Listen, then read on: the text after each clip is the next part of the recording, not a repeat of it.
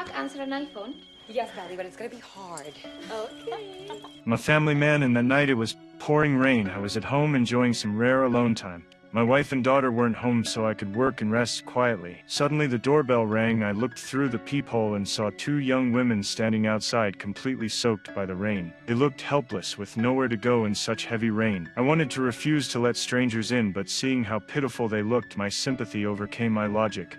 I opened the door and invited them in to get out of the rain. What impressed me was that they even thoughtfully put on shoe covers before entering. This small detail made me completely drop my guard. I brought them clean towels and blankets and even called a rideshare for them. The driver said it would take 45 minutes to arrive.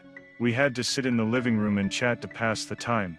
They said they were tourists who had missed the last bus because they were looking for a bathroom. They thanked me for my help and called me a kind person. I felt happy hearing this, thinking I had done a good deed.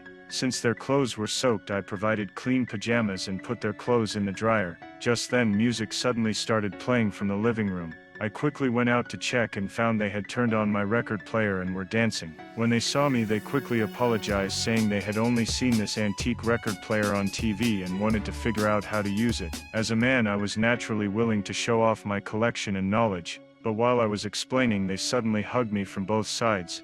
I felt very uncomfortable and quickly sat on the other side of the couch, but they came over again, using admiring the rain as an excuse, and one of them even put her hand on my shoulder. I realized something wasn't right and quickly put on music to distract them. But as soon as the music started, they began dancing seductively in front of me. I tried to stay calm, telling myself they were just young people being lively, but when they pulled me to dance with them, I started to feel alarmed.